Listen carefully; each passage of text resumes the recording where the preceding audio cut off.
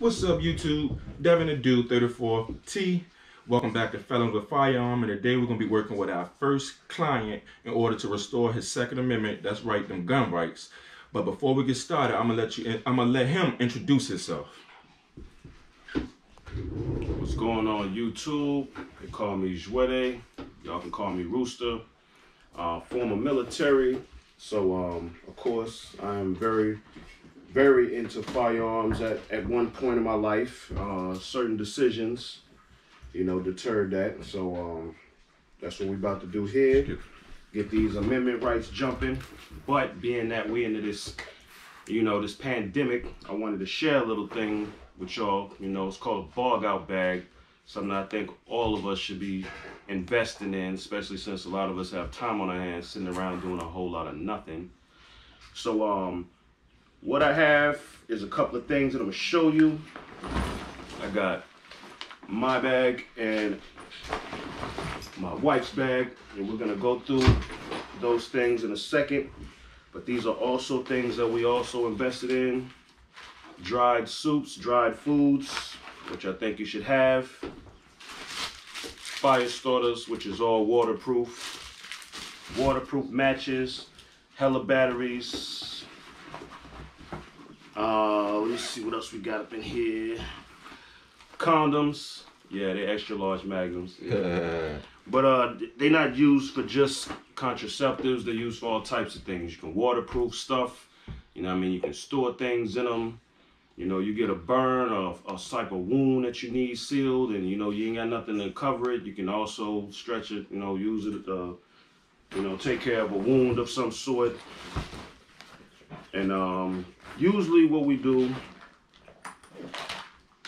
like I said, waterproof matches. And in these days, what we got going on, pandemics and all that good stuff, man, you should have this. Like, every family should have this regardless. Instant cold packs, Band-Aids, tweezers, lighters, hand sanitizer, which is damn near rare. We got pens.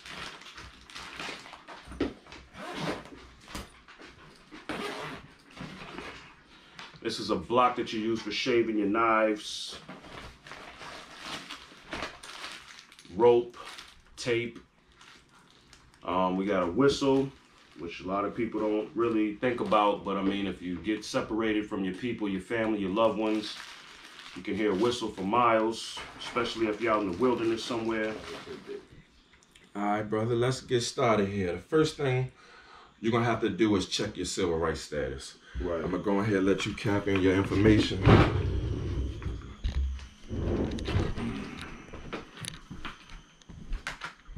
This is the Virginia Restoration page. And down here, yep. That's crazy. Civil rights. You would think that we all had civil rights, but it is. No record found. Yep. So being that it wasn't found, now you need to type in and fill out your information and request for your civil rights.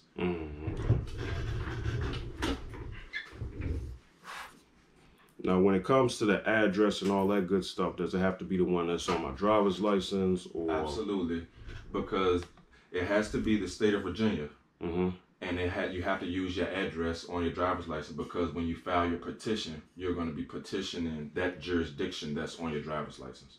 Oh, okay. Yeah, so that's Chesterfield. I'm in Richmond right now. Okay. And as far as your bug out bags, are you going to sell them? I'm going to start doing that once we actually get, because a lot of people don't know where to get this stuff. It ain't hard. It really ain't hard to catch good sales and stuff. A lot of them you get already, you can get bags already pre-made, you know what I'm saying? But these are things that we checked off a list that we knew was, necessary to survive out in the wilderness for about a good 3 weeks. We could survive about a good 3 weeks off of each bag. And that's not even including like the duffel bags full of shit that we got. Clothes, dry socks, change of clothes, all weather boots. What made you want to have your Second Amendment restored? Because there's a lot of controversy about whether or not felons deserve to have their Second Amendment rights. What made you want to decide to take the next step to do it legally? Well, I mean, a lot of people say they just don't really care, and a lot of I see that being that, you know, I am a felon, I've been in the system. A lot of people is just like, you know, they're gonna do what they want to do, and that's fine. But we got a lot of black men being slaughtered out here by police, and that's a big topic of discussion right now. Mm-hmm. A lot of people getting doors kicked in, you know, out of no damn where, wrong houses shooting up. You know what I mean? You got to be able to protect yourself. Sure indeed. And the first thing that the law enforcement is going to say was he was a felon. He shouldn't have had pistols anyway. You know, it's people I know that got felonies for driving unsuspended. True indeed. You know, they get locked in the system.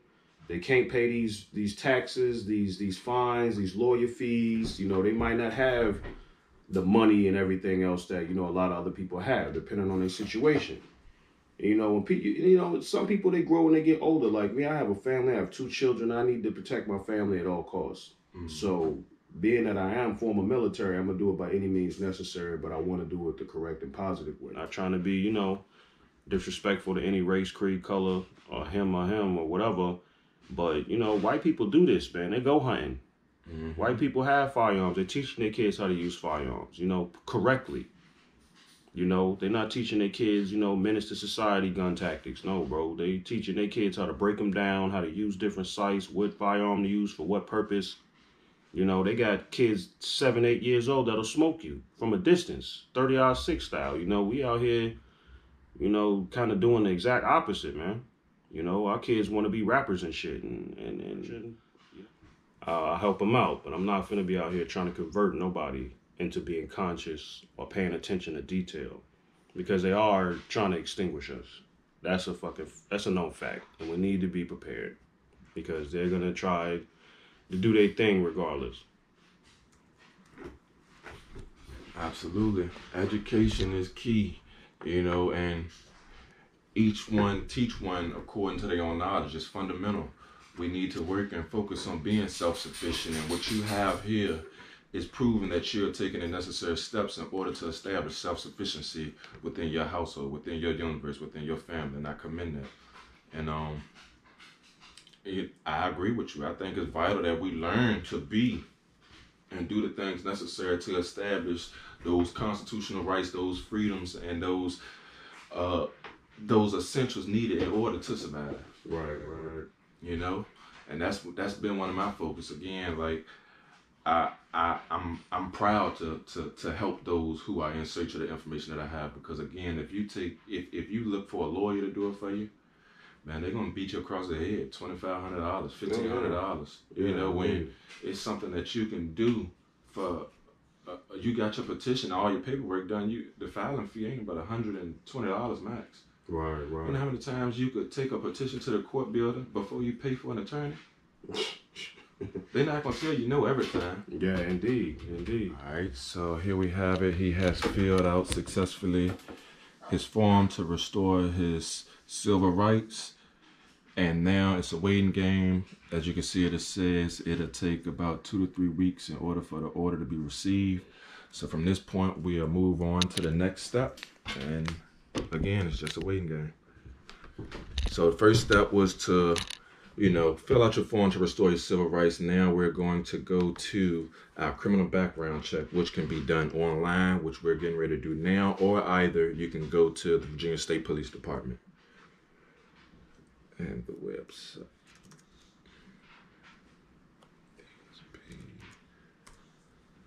So you found out all this by just trial and error, pretty much. I did, when I got denied the first time, I got all my paperwork from my lawyer. And just reading through my paperwork, I was seeing what actual information she was pulling and presenting in the petition. Right. And so once I realized that, okay, she asked me for 10 things, but only 5 are in my petition. So that other 10 stuff that she was asking me about was irrelevant to restoring my rights. Right. The only 5 things that she put in my petition was the 5 things that I'm presenting here. So then I took those 5 things to the court builder, and I got approved. All right, so here's the next form that you'll be filling out is the Virginia State Police criminal background check. You want to make sure that you fill out the one that's going to be, it's $20, I believe. That's going to be the one that's going to have your criminal history as well as sex offender record. And it's required that you do the sex offender record, but because they just ask for the entire background. But when it come back, it's going to show that you're not an offender. You don't have to worry about that. Yeah, I don't care about this. Click on forms. And go to the next one. And it says applicant for Virginia residence is only criminal history and sex offender namesake. That's the one you're going to fill out. Cool.